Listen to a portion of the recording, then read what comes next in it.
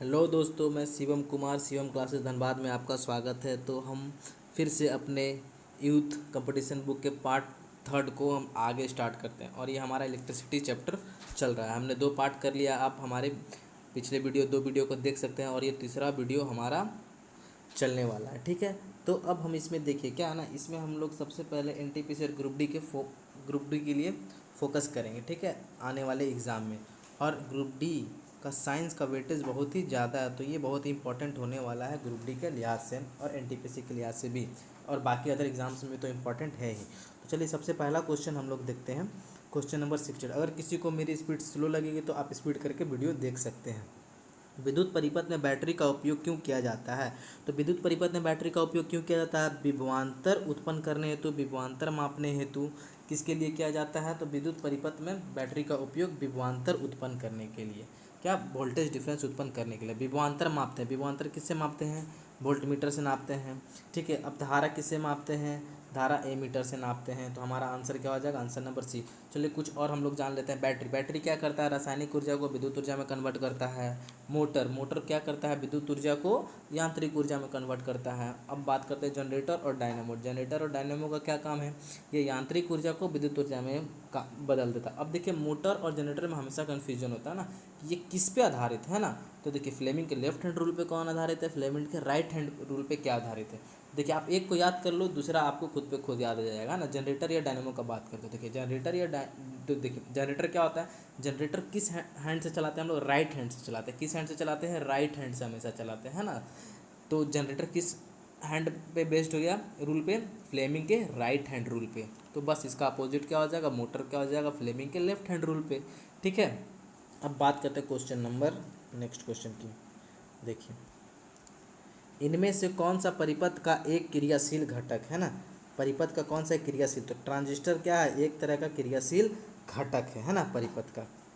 अब देखिए, ट्रांजिस्टर क्या है? बहुत ही छोटा एक डिवाइस है ना, अर्धचालक का बना होता है। कौन सा अर्धचालक? सिलिकॉन और जर्मेनियम का अर्धचालक से बनता है ट्रांजिस्टर, और ये बहुत ही छोटा डिवाइस होता है ना।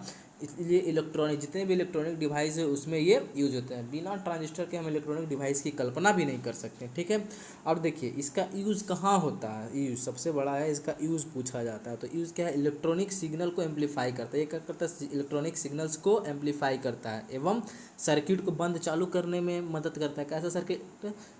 इलेक्ट्रॉनिक सर्किट को बंद चालू करने में मदद करता है ना। और ट्रांजिस्टर 2 प्रकार के होते हैं, NPN ट्रांजिस्टर और PNP ट्रांजिस्टर। अगर आपको लग रहा है ये इंपॉर्टेंट फैक्ट है तो आप इसको लिख सकते हैं ना। अब बात करते हैं एसी परिपथ में। एसी परिपथ मतलब अल्टरनेट करंट है ना। परिपथ में आमतौर पर निम्नलिखित में से किसके कारण शक्ति की हानि होती है, मतलब किसके कारण पावर लॉस होता है। तो देखिए, एसी करंट कहाँ यूज़ होता है? हमारे घरों में नॉर्मल जनरली यूज़ होता है। तो एसी करंट में शक्ति का लॉस कैसे होगा? तो एसी में अगर प्रतिरोध का मान बढ़ जाए है ना, अगर किसी चालक तार में प्रतिरोध का मान बढ़ जाए तो धारा का मान क्या होता है? घट जाता है। धारा का मान क्या होता है? घट जाता है, क्योंकि प्रतिरोध धारा के क्या होता है? व्युत्क्रमानुपाती होता है। प्रतिरोध बढ़ने से धारा का मान घट जाता है, तो इससे क्या होगा? हमारा पावर लॉस होगा। तो कौन सा आंसर हो जाएगा? Option number D. क्या हो जाएगा हमारा? Option number D. ठीक है, अब बात करते हैं यहाँ पे। देखिए क्या देगा? केवल संधारित्र है ना। केवल संधारित्र मतलब क्या? कैपेसिटर। ये क्या है? कैपेसिटर। तो देखिए कैपेसिटर के बारे में पढ़ते हैं। कैपेसिटर क्या है? एक तरह का आवेश की मात्रा को स्टोर करता है ना। कैपेसिटर घरों में भी यूज़ करते हैं, पंखा में होता है कैपेसिटर। तो ये क्या करता है? आवेश की मात्रा को स्टोर करता है ना। क्या करता है? इलेक्ट्रिक चार्ज को स्टोर करके रखता है। और देखिए कैपेसिटर जो होता है एसी और डीसी दोनों पे काम करता है। ठीक है, और ये क्या करता है? डीसी को रोकता है और एसी को प्रवाहित करता है। कैपेसिटर क्या करता है? डीसी को रोकता है और एसी को प्रवाहित करता है। ठीक है, और यह एक इलेक्ट्रॉनिक कंपाउंड है। कैसा कंपाउंड है? ये भी एक इलेक्ट्रॉनिक कंपाउंड है ट्रांजिस्टर का जैसा। अब इसका यूज़ कहाँ करते हैं हम लोग? रेडियो में करते हैं, टीवी में करते हैं, पंखा में करते हैं ना। स्टार्टिंग देने के लिए यूज़ होता है। अब देखिए कैपेसिटर के भी प्रकार होते हैं ना। नॉर्मल प्रकार पढ़ लेते हैं हम लोग। पेपर कैपेसिटर होता है, सिरेमिक कैपेसिटर होता है और माइक का है ना। और कैपेसिटर को हिंदी में क्या बोलते हैं? संधारित्र बोलते हैं ना, ये वाला। ठीक है, इसके बारे में भी हम लोग जान गए। और इसका आंसर क्या होगा? एसी परिपथ में आमतौर पर निम्नलिखित में किसके कारण शक्ति की हानि होती है? केवल प्रतिरोध। तो कैपेसिटर के बारे में भी हम लोग जाना। अब चलते हैं नेक्स्ट क्वेश्चन की ओर। देखिए बहुत ही अच्छा क्वेश्चन है ना। देखिए आरआरबी जेईई में आया हुआ है। इतना टफ तो हम लोग से नहीं पूछेगा, लेकिन फिर भी हम लोग चलिए देखते हैं। व्हीट स्टोन ब्रिज का उपयोग किसके मापन से किया जाता है? तो देखिए व्हीट स्टोन क्या एक प्रकार की युक्ति है, एक प्रकार की क्या है, युक्ति है या डिवाइस है। इससे क्या करते हैं हम लोग परिपथ में अज्ञात प्रतिरोधों का मान ज्ञात करते हैं, मतलब जिन प्रतिरोधों का मान ज्ञात नहीं उसका मान ज्ञात करते हैं। तो इसका आंसर क्या हो जाएगा? Answer number D. इसमें क्या होता है कि 4 प्रतिरोध दिए हुए रहते हैं, जिसमें से 3 प्रतिरोध हमें पता नहीं होता है और चौथा अज्ञात प्रतिरोध को हमें क्या करना होता है? ज्ञात करना होता है। ठीक है, अब बात करते हैं नेक्स्ट क्वेश्चन की ओर। चलिए हमारा नेक्स्ट क्वेश्चन देखते हैं क्या है। यदि समान क्षमता की दो आवेश चार्ज, मतलब समान क्षमता के दो आवेश चार्ज है ना, वस्तु को एक तार से जोड़ा जाता है तो क्या होगा? बिजली नकारात्मक से सकारात्मक की ओर प्रभावित होगी, बिजली सकारात्मक से नकारात्मक की ओर प्रभावित होगी। तो सबसे पहले अगर दो सेम चार्ज के तार है ना, दो सेम चार्ज हैं, ठीक है, मान लेते हैं पॉजिटिव पॉजिटिव, तो क्या करंट फ्लो होगी? नहीं होगी। क्या होगा? इसमें रिपल्सन हो जाएगा, एक दूसरे को रिपल्स करेंगे, है ना। अगर निगेटिव निगेटिव दो समान चार्ज है तो क्या होगा? इसमें भी करंट होगा? नहीं, इसमें भी रिपल्सन होगा, मतलब प्रतिकर्षण होगा। तो चार्ज को प्रवाह होने के लिए, करंट को फ्लो होने के लिए क्या होना चाहिए? पॉजिटिव से निगेटिव की ओर क्या होता है? करंट हमेशा जाना है, तो दोनों चार्ज कैसा होना चाहिए? अपोजिट होना चाहिए। तो हमारा आंसर क्या होगा? समान क्षमता की दो आवेशित वस्तुओं को एक तार से जोड़ा जाता है तो बिजली क्या होगी? प्रवाहित ही नहीं होगी। तो चलिए देखिए इसका ऑप्शन इस नंबर में है ना, तो क्या होगा? बिजली प्रवाहित नहीं होगी। Option number C is the right answer. ठीक है, अब चलिए नेक्स्ट क्वेश्चन देखिए। क्वेश्चन नंबर 73, सर्किट में श्रृंखला में प्रतिरोध जुड़े हैं तो सर्किट के माध्यम से धारा का मान क्या होगा? तो मान लीजिए सर्किट में श्रृंखला में है ना, सीरीज में जुड़े हो, तो याद रखिएगा सीरीज में जब भी जुड़े हो प्रतिरोध तो धारा का मान क्या होता है? समान होता है, और वोल्टेज क्या होता है? अलग अलग होता है।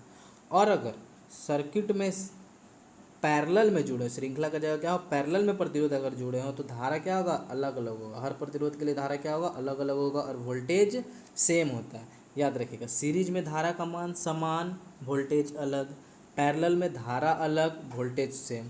ठीक है, ये होगा। तो इसका आंसर क्या होगा? सर्किट में श्रृंखला में तो क्या होगा? एक ही रहेगा ना, धारा एक ही रहेगा। ठीक है, चलिए नेक्स्ट क्वेश्चन की ओर देखते हैं। अगर आपको हमारी स्पीड स्लो लग रही है तो आप स्पीड करके देख सकते हैं। ठीक है, अब दिए गए परिपथ में डैश का प्रवाह वामावर्त, वामावर्त मतलब कि एंटी क्लॉकवाइज किसका हो रहा है प्रभाव? धारा का, प्रतिरोध का, वोल्टेज का, इलेक्ट्रॉन्स का। तो हम जानते हैं कि करंट मतलब कि आई जो होता है इलेक्ट्रॉन प्रवाह की दिशा के विपरीत में होता है। मान लीजिए इलेक्ट्रॉन इधर से प्रवाह हो रहा है तो करंट इधर से होगा। तो देखिए इसमें, तो इस परिपथ में हम बात करते हैं आई मतलब करंट यहाँ पे है, तो करंट किस दिशा में जा रहा है? इधर क्लॉकवाइज जा रहा है। किधर जा रहा है? क्लॉकवाइज। तो वामावर्त दिशा में कौन आएगा? इलेक्ट्रॉन का फ्लो होगा। किसका होगा? इलेक्ट्रॉन का फ्लो होगा। तो वामावर्त दिशा में किसका फ्लो होगा? इलेक्ट्रॉन का फ्लो होगा। तो आंसर नंबर हमारा D is the right answer. अब देखिए, जब मेंस मुख्य तार से ली गई विद्युत धारा, मान लीजिए हमारे घरों में जैसे मेन लाइन से हम लोग विद्युत लेते हैं अपने घरों में, है ना, विद्युत धारा लेते हैं, तो 20 एम्पियर से अधिक हो, 20 एम्पियर से अधिक हो तो अति तापन होकर आग लग सकती है। मतलब कि अति तापन में ओवर हीट होकर क्या लग सकती है? आग लग सकती है। तो उसे क्या कहते हैं हम लोग? अति भारण। क्या कहते हैं? क्या कहते हैं? अति भारण मतलब ओवरलोड। हमारे घरों में जनरली 20 एम्पियर तक यूज़ होता है। ठीक है, 15 से 20 एम्पियर तक का धारा का यूज। अगर इससे ज़्यादा हमारा धारा इलेक्ट्रिक करंट है तो क्या होगा? ओवरलोडिंग होने की समस्या होगी। अब देखिए ओवरलोडिंग होने के कारण क्या होता है? हमारे घरों में शॉर्ट सर्किट, आग लग सकता है, परिपथ हमारा टूट सकता है। तो ओवरलोडिंग से बचने के लिए हम लोग क्या यूज़ करते हैं? फ्यूज़ यूज़ करते हैं। क्या यूज़ करते हैं? फ्यूज़ एक बहुत ही पतला तार होता है जिसका गलनांक बहुत ही कम होता है, और ये क्या करता है? हमारे घरों में होने वाले ओवरलोडिंग से बचाता है। जैसे ही ओवरलोडिंग या शॉर्ट सर्किट होता है तो फ्यूज़ हमारा गल कर टूट जाता है। ठीक है, और देखिए फ्यूज़ दो तरह के होते हैं ना, दो तरीके से बने हुए होते हैं। एक अच्छा फ्यूज़ होता है और एक सस्ता फ्यूज़। तो देखिए अच्छा फ्यूज़ जो होता है टीन का बना होता है, सस्ता फ्यूज़ जो होता है टीन के साथ साथ शीशा का मिश्र धातु होता है। और घरों में हमारा जो फ्यूज़ होता है कितना एम्पियर का यूज होता है? 5 एम्पियर का घरों में यूज होता है। और कंपनी या फैक्ट्री या ऑटोमोबाइल इंडस्ट्री में कितना एम्पियर का फ्यूज़ होता है? 15 एम्पियर का फ्यूज़ यूज होता है। तो ये सब आप लोग लिख सकते हो, एक्स्ट्रा फैक्ट है। ठीक है, अब चलेंगे हम लोग नेक्स्ट क्वेश्चन के लिए। परिपथ में विद्युत प्रवाहित होने का केवल एक मार्ग होता है, मतलब किस परिपथ में जो विद्युत प्रवाह होता है ना, विद्युत प्रवाह हो रहा है तो एक मार्ग में होता है। तो किस में होता है, हम लोग अभी अभी देखा था हम लोगों ने, किस में, श्रेणी में। श्रेणी में क्या होता है, विद्युत धारा प्रवाहित होने के लिए एक ही मार्ग होता है। और पैरेलल में क्या होता है, पैरेलल में देखिए यहाँ से भी करंट फ्लो हो सकता है, यहाँ से भी, यहाँ से भी, है ना, तो अलग अलग मार्ग होते हैं, लेकिन श्रेणी क्रम में विद्युत प्रवाह होने के लिए एक ही मार्ग होता है। तो हमारा आंसर क्या हो जाएगा, आंसर नंबर सी, श्रेणी में। ठीक है, चलिए नेक्स्ट क्वेश्चन की ओर चलते हैं हम लोग। नेक्स्ट क्वेश्चन देखिए, निम्नलिखित में कौन सा उपकरण परिपथ में विद्युत धारा का पता लगाता है। देखिए विद्युत धारा का पता लगाता है, अगर आप बिना हड़बड़ी में रहोगे तो आप ए मीटर मार दोगे, जो कि ए मीटर क्या होगा, गलत हो जाएगा। ए मीटर क्या काम करता है, विद्युत धारा को मापता है, विद्युत धारा को मापता है। और विद्युत धारा का पता लगाना अलग बात है, विद्युत धारा का मापना अलग बात है। तो विद्युत धारा का पता कौन लगाता है, ए मीटर, सॉरी गैल्वेनोमीटर, कौन है, गैल्वेनोमीटर। और विद्युत धारा मापता कौन है, ए मीटर। तो हमारा आंसर क्या हो जाएगा, गैल्वेनोमीटर। हमारा आंसर क्या होगा, गैल्वेनोमीटर हो जाएगा। क्या करता है गैल्वेनोमीटर, विद्युत धारा का पता लगाता है, एमीटर विद्युत धारा को मापता है। अब इलेक्ट्रोमीटर का क्या काम है, ये आवेशों को मापता है। इलेक्ट्रोमीटर विद्युत आवेश को मापता है, इलेक्ट्रिक चार्ज को मापता है। अब वोल्टमीटर वोल्टेज को मापता है। अब बात करते हैं थोड़ा सा, देखिए गैल्वेनोमीटर के बारे में हम लोग जान लें। तो देखिए गैल्वेनोमीटर क्या होता है ना, ये बहुत कम विद्युत धारा को मापता है, मतलब बहुत ही कम से कम विद्युत धारा को माप सकता है। ठीक है, जो कि ए मीटर नहीं माप सकता है। ठीक है, अब देखिए गैल्वेनोमीटर कितना कम, 10⁻⁻⁶ एंगस्ट्रॉम विद्युत धारा को भी माप सकता है। अब गैल्वेनोमीटर जो होता है परिपथ में किस क्रम में जुड़ा होता है, श्रेणी क्रम में। किस क्रम में जुड़े होते हैं, श्रेणी क्रम में जुड़े हुए होते हैं। ठीक है, अब बात करते हैं, गैल्वेनोमीटर तो श्रेणी क्रम में जुड़े हुए। अब बात करते हैं वोल्ट मीटर और ए मीटर परिपथ में किस क्रम में जुड़े होते हैं ना। तो वोल्ट मीटर जो होते हैं हमारे परिपथ में पैरेलल में जुड़े होते हैं, किसमें, पैरेलल में जुड़े होते हैं। ठीक है, समांतर क्रम में जुड़े होते हैं। और ए मीटर जो होते हैं हमारे परिपथ में श्रेणी क्रम में जुड़े होते हैं, किसमें होते हैं, श्रेणी क्रम में जुड़े होते हैं, सीरीज में जुड़े हुए होते हैं। अब बात करते हैं कि गैल्वेनोमीटर और वोल्टमीटर बनता कैसे। तो देखिए वोल्टमीटर और ए मीटर दोनों गैल्वेनोमीटर से ही बनता है। कैसे, जब गैल्वेनोमीटर को हम समांतर क्रम में लगा देते हैं तो क्या बनता है, ए मीटर बन जाता है। जब गैल्वेनोमीटर को हम सीरीज में लगा देते हैं तो क्या बन जाता है, वोल्टमीटर बन जाता है। ठीक है, अब देखिए, अब नेक्स्ट क्वेश्चन की ओर हम लोग चलते हैं। क्वेश्चन नंबर 1217, एक विद्युत परिपथ आरेख में सेल के चिन्ह में एक लंबी और एक छोटी रेखा होती है। लंबी रेखा इसके डैश टर्मिनल को, देखिए सेल में दो तरह के सिंबल होते हैं, एक लंबी और एक छोटी। तो लंबी वाली क्या, धनात्मक को दर्शाती है और छोटी वाली ऋणात्मक। तो क्या पूछा है, लंबी रेखा। तो लंबी रेखा कौन सा, धनात्मक को हम दर्शाएगी, है ना।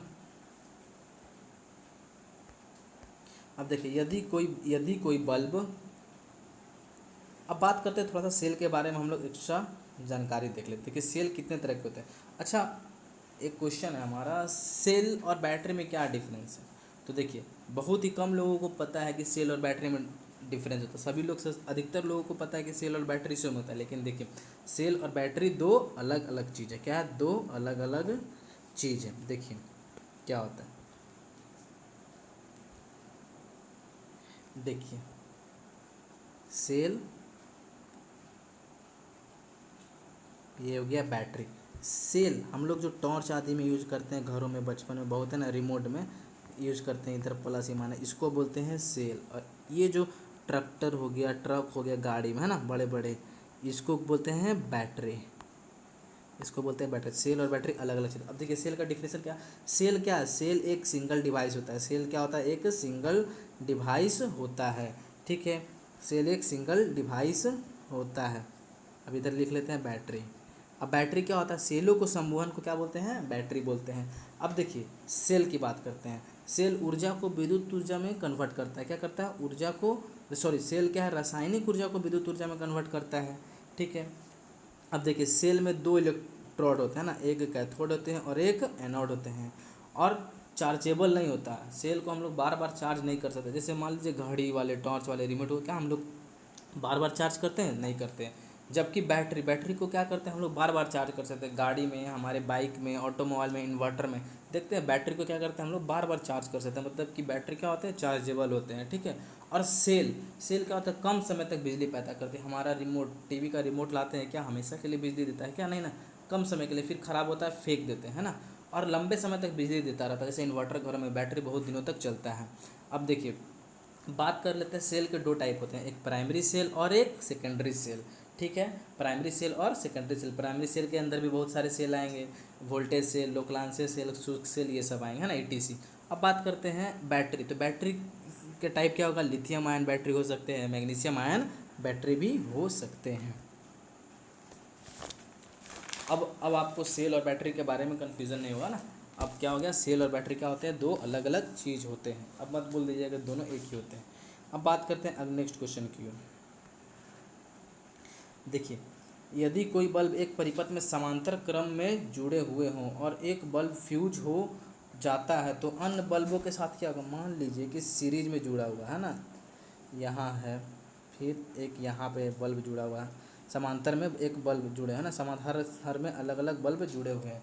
अब एक बल्ब फ्यूज होता है तो क्या होगा, सभी बल्ब फ्यूज होते हैं। तो हमने इससे पहले पढ़ा था कि समांतर क्रम में धार हर एक में क्या होता है, धारा का मान अलग अलग होता है, वोल्टेज सेम होता है।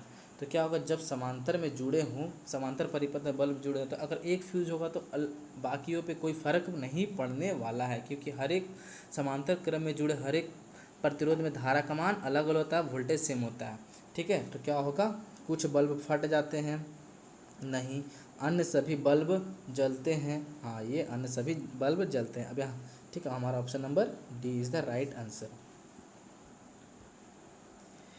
चलिए नेक्स्ट क्वेश्चन की ओर जाते हैं हम लोग। एसी और डीसी किस के रूप होते हैं, तो एसी और डीसी किसके रूप होते हैं, एसी और डीसी चार्ज का प्रवाह, क्या होगा, एसी और डीसी चार्ज का प्रवाह, ठीक है। अब देखिए चार्ज किसे कहते हैं, चार्ज आवेश के प्रवाह को विद्युत धारा कहते हैं ना, मतलब आवेशों के प्रवाह को विद्युत धारा कहते हैं। और एसी और डीसी में क्या होता है, चार्ज का प्रवाह ही तो होता है। अब एसी मतलब अल्टरनेट करंट, डीसी मतलब डायरेक्ट करंट। अब देखिए एसी या एसी जो होता है यह हमेशा झटका देता है, मतलब इसमें क्या होता है ना, धारा का प्रवाह आगे पीछे होता है, इसीलिए हमारे घरों में जो एसी यूज होता है तो हम लोग एसी के संपर्क में जैसे आते हैं तो क्या होता है, हमें झटका देता है। इसका मतलब इसमें धारा का प्रवाह आगे पीछे होता है। और डायरेक्ट करंट क्या होता है, ये झटका नहीं देता है, सीधा एकदम आदमी को ख़त्म कर देता है ना। और डीसी कहाँ से, डीसी करंट हमें कहाँ से मिलता है, बैटरी से मिलता है। अब डीसी का यूज़ कहाँ करते हैं, तो डीसी का घरों में यूज़ हम लोग नहीं करते हैं ना, कहाँ यूज़ करते हैं, हाई टेंशन तार में डीसी का यूज़ करते हैं। और डीसी हमेशा एक दिशा में गमन करता है ना, एक डायरेक्शनल होता है, वन डायरेक्शनल होता है, ठीक है। अगर इसमें आप एक बार कांटेक्ट में आ जाओगे तो खत्म, आपको झटका देने का भी मौका नहीं मिलेगा, ठीक है। इसमें चार्ज का प्रवाह एक दिशा में होता है डीसी में, डायरेक्ट करंट में, और एसी में आगे पीछे होता है, ठीक है। अब धारा प्रवाह को सुचालक के प्रतिरोध के संबंध करने वाले नियम को क्या कर, धारा प्रवाह को सुचालक के प्रतिरोध से संबंध करने वाले नियम को क्या कहते हैं, तो देखिए क्या कहते हैं, इसे जूल का नियम कहते हैं। क्या कहते हैं, जूल का नियम। तो जूल का नियम हमें क्या कहता है, H=I²R ठीक है। अब देखिए कैपलर, कैपलर क्या होता है, कैपलर ग्रहों की गति का नियम दिया था। लेंज ने क्या कहा था, लेंज का रूल कि प्रेरित धारा की दिशा सदैव ऐसी होती है कि वह उस कारण का विरोध करती है जिससे वह स्वयं उत्पन्न हुई, यह लेंज का नियम कहता है, ठीक है। तो हमारा आंसर क्या हो जाएगा, आंसर नंबर सी। अब चलते हैं हम लोग नेक्स्ट क्वेश्चन की ओर। देखिए, एक इलेक्ट्रिक हीटर में किसी सोर्स से 4 एम्पियर की विद्युत धारा प्रवाहित होती है तो उसका विभवांतर 60 वोल्ट, 4 एम्पियर की विद्युत धारा प्रवाहित होती है तो उसका उसका विभवांतर 60 वोल्ट होता है। यदि विभवांतर को बढ़ा दिया गया, 60 से कितना कर दिया गया, 165 कर दिया गया, तो विद्युत धारा की मान। तो सबसे पहले हम लोग यहाँ पे निकाल लेते हैं, क्या ए दिया हुआ भी दिया हुआ है, मतलब कि रेजिस्टेंस निकाल लेते हैं। क्या निकाल लेते हैं, रेजिस्टेंस। तो देखिए रेजिस्टेंस, सबसे पहले रेजिस्टेंस क्या होगा, आर बराबर V/I।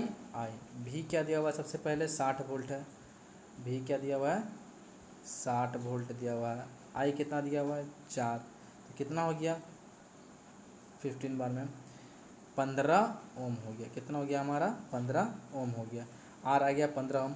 अब देखिए 15 ओम तो हमारा रेजिस्टेंस आ गया। अब विभवांतर को बढ़ाकर इतना कर दिया है तो 15 ओम हमारा आ गया है, ठीक है रेजिस्टेंस। अब विभवांतर को बढ़ाकर 165 वोल्ट कर दिया गया। तो विद्युत धारा, अब नई विद्युत धारा क्या होगी, तो आई बराबर क्या हो जाएगा हमारा, आई बराबर वी बाई आर। तो वी कितना बढ़कर हो गया 165, और पहले से हम लोगों ने कितना निकाला है 15।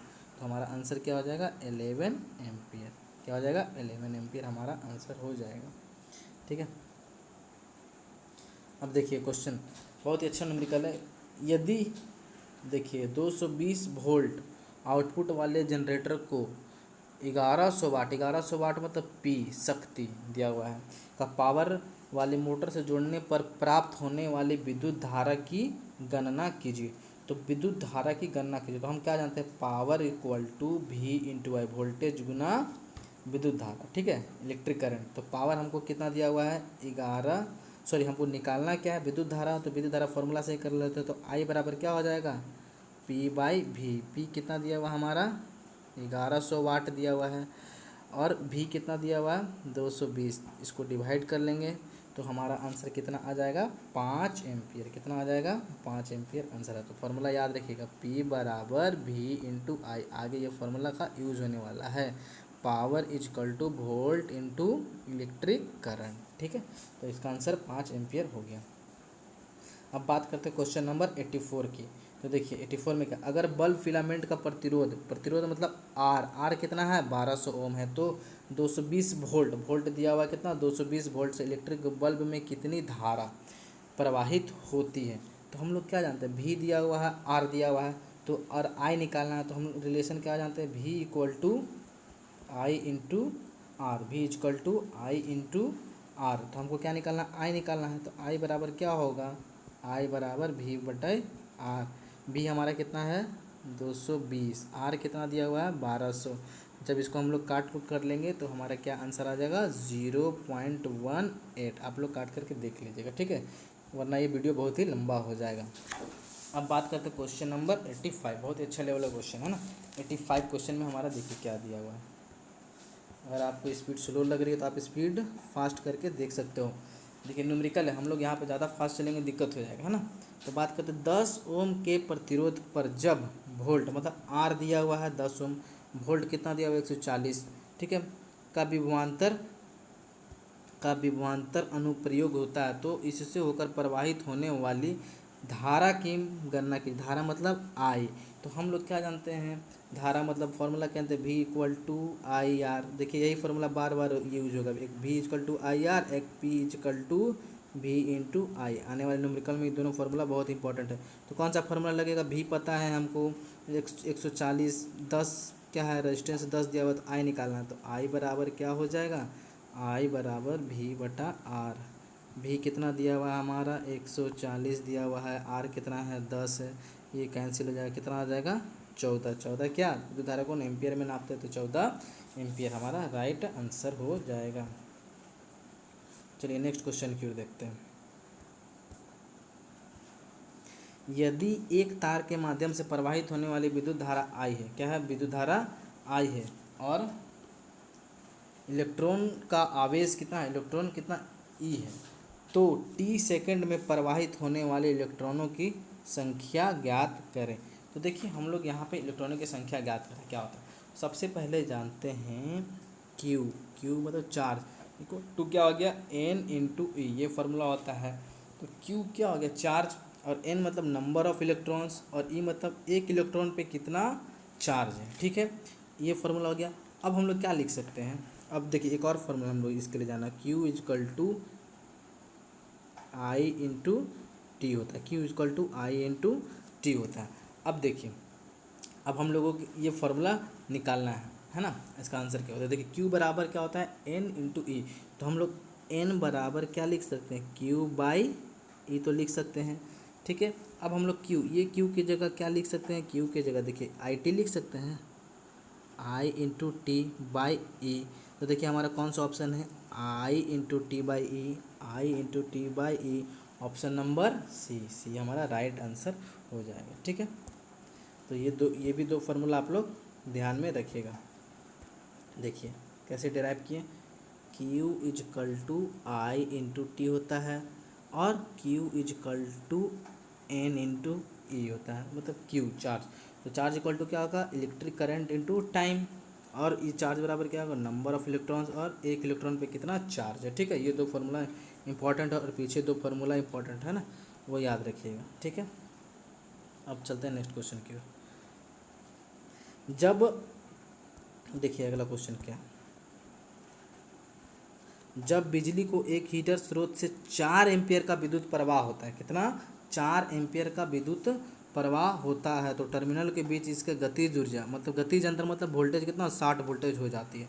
तो ऐसे दिया हुआ ना, फिर यदि गतिज अंतर 120 तक बढ़ा दिया जाए, लास्ट में कितना बढ़ा दिया जाए, 157.5 बढ़ा दिया जाए, तो हीटर कितना विद्युत प्रवाह खींचता, मतलब आई, फाइनल आई कितना होगा। तो देखिए सबसे पहले यहाँ पे हमको आई दिया हुआ है और क्या दिया हुआ है, भी दिया हुआ है। आई भी से क्या निकाल लेंगे, यहाँ पर हम लोग रेजिस्टेंस निकाल लेते हैं। रेजिस्टेंस बराबर क्या हो जाएगा, देखिए रेजिस्टेंस बराबर क्या हो जाएगा, भी बाई आई।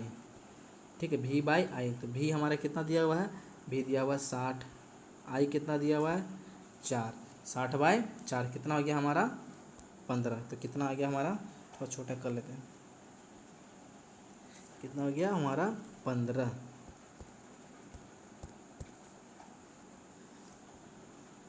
15 ओम हो गया, यहाँ पे रेजिस्टेंस निकल गया, किससे, ये दोनों डाटा से रेजिस्टेंस निकल गया। अब क्या बोला, वोल्टेज को इतना बढ़ा दिया जाता है तो विद्युत प्रवाह क्या होगा, तो वोल्टेज कितना बढ़ा गया, तो करंट बराबर क्या होगा, आई बराबर क्या हो जाएगा, भी बाई आर। तो नया वोल्टेज कितना है, 157 बढ़ा दिया जाता है, 157.5। ठीक है, आर कितना है, आर हमारा कितना निकला, आर हमारा निकल गया 15, 15 से डिवाइड दे देंगे, 15 से डिवाइड दे देंगे। ठीक है, तो 15 से इसको डिवाइड देने पर हमारा क्या आंसर आ जाएगा, 10.5 हमारा आंसर आ जाएगा। ठीक है, देखिए अब बात करते हैं, दो प्रतिरोध 10 ओम और 20 ओम श्रृंखला में 6 वोल्ट बैटरी से जुड़े हुए सर्किट में विद्युत धारा। देखिए दो प्रतिरोध किस में, श्रृंखला में जुड़े हुए हैं, मतलब कि श्रेणी में जुड़े हुए हैं। तो श्रेणी में जुड़े हैं तो समतुल्य प्रतिरोध निकाल लेते हैं। सबसे पहले समतुल्य प्रतिरोध हम लोग निकाल लेते हैं। देखिए 10 और 20 का समतुल्य प्रतिरोध, 10 और 20 का समतुल्य प्रतिरोध क्या होगा, तो श्रेणी में तो आर ई बराबर क्या होता है, R1 प्लस R2 कितना है, 10 प्लस 20 इजकल टू 30 ओम हो गया। अब 6 वोल्ट बैटरी से, ये 30 ओम 6 वोल्ट बैटरी के साथ जुड़े होते विद्युत धारा, तो आई बराबर क्या हो जाएगा, आई बराबर हो जाएगा भी बटे आर। भी कितना दिया हुआ है 6, आर कितना निकला 30, तो 6 5 जा 30, 1/5, 1/5 का मतलब 0.2 एम्पियर हमारा आंसर। देखिए राइटिंग थोड़ा सही से नहीं बैठ रहा है, उसके लिए माफ़ी चाहते हैं, बाकी सब आप लोग एडजस्ट कर लेना। अब चलिए देखते हैं, निम्नलिखित में कौन सा नियम विद्युत धारा के ऊष्मीय प्रभाव से संबंधित है। मतलब विद्युत धारा के ऊष्मीय प्रभाव मतलब कि क्या, इलेक्ट्रिक करंट, जैसे ही कोई चालक तार में दौड़ेगा तो वो तार गर्म हो जाएगा। तार गर्म मतलब कि प्रतिरोध बढ़ गया, प्रतिरोध बढ़ गया मतलब जितना टाइम के लिए प्रतिरोध बढ़ाएंगे उतना और बढ़ेगा। तो ये कौन सा, जूल का नियम, मतलब जूल का नियम। जैसे ही आपको आए ऊष्मीय प्रभाव, तो ऊष्मीय प्रभाव जैसे ही दिखे कौन सा नियम पे आधारित है, जूल का नियम। ओम का नियम, ओम का नियम क्या कहता है, V is directly proportional to I. Newton तो गति का नियम था। फैराडे इलेक्ट्रोमैग्नेटिक इंडक्शन का नियम दिया, तो ऊष्मीय प्रभाव जूल का नियम। ठीक है, चलिए आगे क्वेश्चन की ओर हम लोग चलते हैं। यदि किसी तार व्यास को आधा कर दिया जाए तो, देखिए बहुत ही अच्छा क्वेश्चन है यहाँ पे।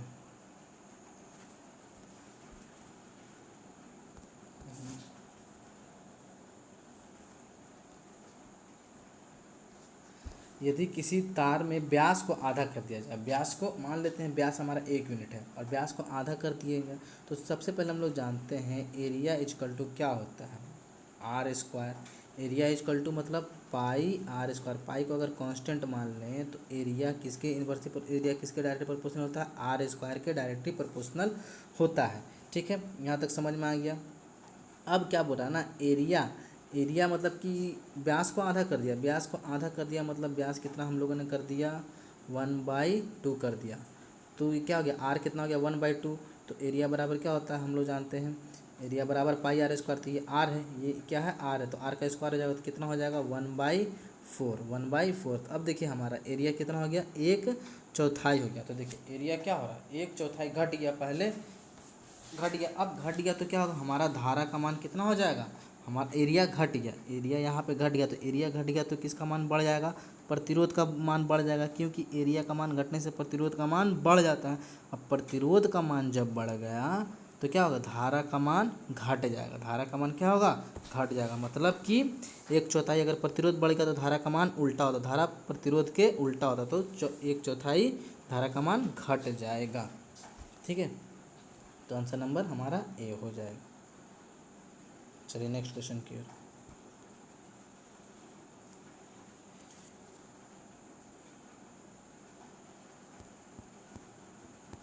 देखिए नेक्स्ट क्वेश्चन क्या कहता है, प्रत्यावर्ती धारा अल्टरनेटिंग करंट की माप किसके द्वारा की जाती है, एसी करंट की माप किसके द्वारा की जाती है। तो एसी करंट को किसको मापते हैं, मूविंग आयरन प्रतिकर्षण प्रकार की वोल्टता द्वारा, अस्थायी चुंबक प्रकार का एमीटर द्वारा, इलेक्ट्रॉनिक वोल्ट मापी द्वारा, या प्रेरण एमीटर। तो इलेक्ट्रॉन क्या होगा, हमारा आंसर क्या हो जाएगा, अल्टरनेटिंग करंट की माप किसके द्वारा की जाती है। बहुत ही अच्छा क्वेश्चन है। देखिए इसका क्या हो जाएगा, प्रेरण एमीटर द्वारा, क्योंकि हम लोग जानते हैं इलेक्ट्रिक करंट एसी या डीसी किसे मापते हैं, एमीटर से मापते हैं। ठीक है, एमीटर हो जाएगा हमारा राइट आंसर। अब देखिए सेम न्यूमेरिकल हम लोगों ने जो पिछले में बनाया था, सेम न्यूमेरिकल आया उसी तरह। देखिए न्यूमेरिकल यहाँ सेम टाइप है, बस पैटर्न अलग अलग दे दिया। देखिए एक इलेक्ट्रिक हीटर के टर्मिनल के बीच विभवांतर भी दिया हुआ 60 वोल्ट, जब यह स्रोत से 4 एम्पियर की धारा निकलते थे, ये दोनों के मदद से सबसे पहले आप क्या निकालिए, रेजिस्टेंस। तो रेजिस्टेंस बराबर क्या होगा, भी बटा आई, भी बटा मतलब कितना 60/4, कितना हो गया 15 ओम रेजिस्टेंस मेरा आ गया। ठीक है, 15 ओम तो रेजिस्टेंस आ गया, चलिए 15 ओम रेजिस्टेंस आ गया। ठीक है, आर बराबर, अब क्या बोल रहा है, यदि विभवांतर बढ़ाकर भी बढ़ाकर नया भी इतना 172.5, तो हीटर द्वारा प्राप्त की जाने वाली विद्युत धारा क्या होगी। तो देखिए हमको अब क्या निकालना है, आई निकालना है, नया आई। तो आई बराबर क्या होगा, आई बराबर भी बटा आर। तो कितना वोल्ट बढ़ा दिया गया फाइनली 172.5। ठीक है, आर कितना निकाले, ये दोनों का डाटा से आर कितना हम लोग निकाले 15, ये 15 पुट कर दीजिए, काट पुट के कितना आएगा 11.5। Answer number C is the right answer. चलिए नेक्स्ट क्वेश्चन क्यों चलते हैं। देखिए ये भी बहुत अच्छा क्वेश्चन है। अगर कॉइल का प्रतिरोध 100 ओम है, कितना है, आर कितना दिया हुआ है 100 ओम है, तो 220 वोल्ट स्रोत से इलेक्ट्रिक हीटर कॉइल कितनी धारा प्रवाहित करेगी। मतलब कि हमको क्या पूछ रहा है, इलेक्ट्रिक धारा मतलब आई।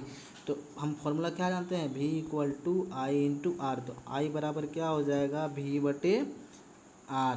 भी कितना है 220, 220/100, 0 से 0, तो कितना हो गया 2.2 देखिए तो हमारा कौन सा आंसर है 93 का बी, 93 का B is the right answer.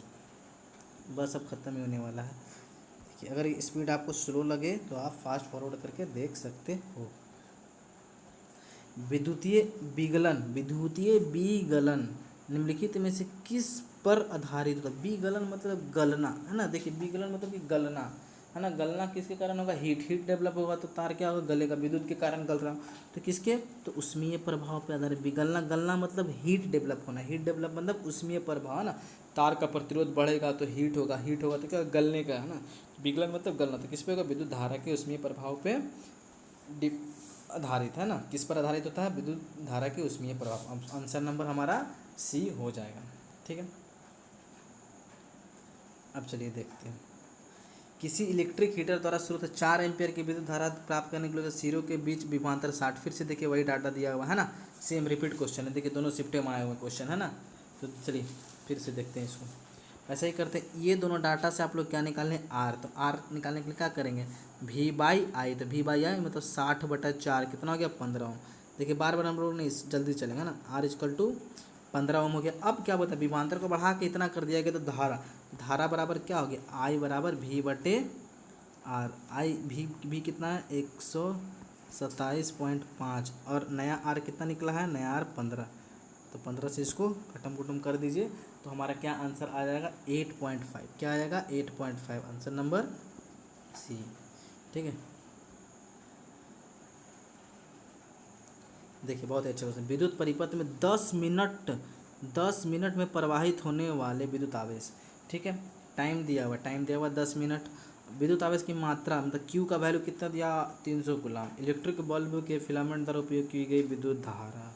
तो सबसे पहले देखिए टी दिया हुआ है आपको 10 मिनट। ठीक है, टी दिया हुआ है 10 मिनट, तो 10 मिनट को सेकंड में बदलिए, 60 से गुना कर देंगे। क्यू बराबर कितना दिया हुआ है 300 कूलम। क्यू बराबर कितना दिया हुआ है आपको 300 कूलम दिया हुआ है। तो देखिए इसका हम लोग कैसे बनाएंगे। तो अब क्या करते हैं, तो हम लोग क्या जानते हैं फार्मूला विद्युत धारा, Q बराबर I इंटू टी। तो I बराबर Q बाई टी।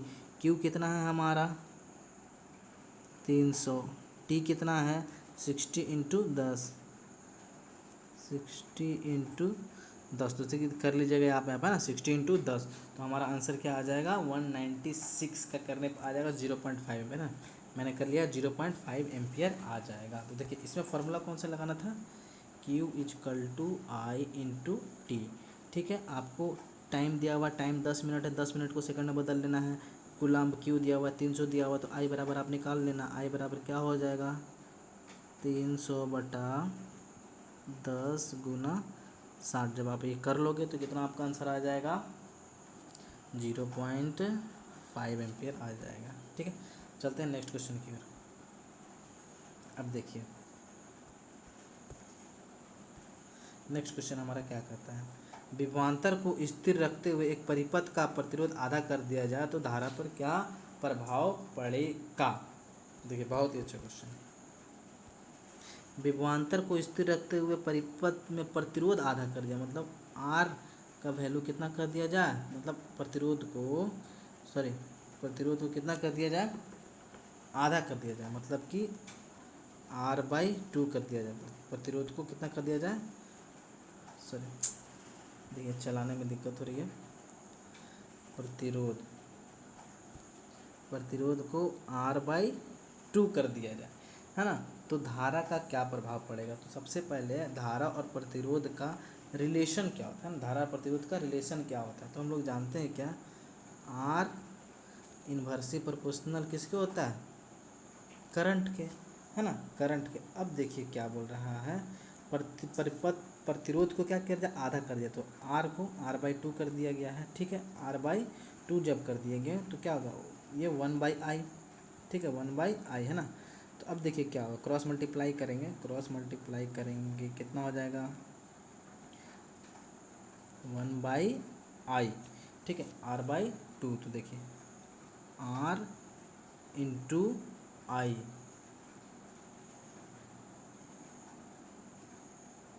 R बराबर हमारा क्या हो जाएगा, देखिए यहाँ कुछ गड़बड़ हो रहा है। अच्छा इसको अभी रहने दीजिए, नेक्स्ट स्लाइड में करेंगे। ठीक है, इसको कुछ ना कुछ हमसे गलती हो रहा है, इसको आगे देखते हैं नेक्स्ट। इसके बाद देखिए क्वेश्चन नंबर 198। अब देखिए यहाँ पे, यदि विद्युत प्रभार कितना Q है ना, और समय T दिया गया हो तो I का मान ज्ञात करने का सूत्र, तो हम लोग क्या जानते हैं I, तो Q बराबर I इंटू टी तो जानते हैं। तो हमको क्या बोल रहा है, विद्युत धारा ज्ञात करने का सूत्र, विद्युत धारा मतलब I, तो I बराबर क्या हो जाएगा, I बराबर Q/T। I बराबर Q/T हमारा हो जाएगा। I बराबर क्या हो जाएगा, I बराबर Q/T। तो Q/T कौन सा ऑप्शन में है, ऑप्शन नंबर ए में। ठीक है, अब देखिए क्वेश्चन नंबर 99 का, विद्युत धारा का सूत्र I बराबर क्या होता है, तो हम लोग I बराबर क्या होता है, तो देखिए Q = I इंटू टी जानते हैं ना। तो I बराबर पूछ रहा है, तो I बराबर क्या हो जाएगा, I बराबर Q/T। तो डैश की जगह क्या हो जाएगा, Q/T तो है ही हमारा, तो Q हो जाएगा। आंसर क्या हो जाएगा, आवेश। आंसर हमारा क्या हो जाएगा, आवेश।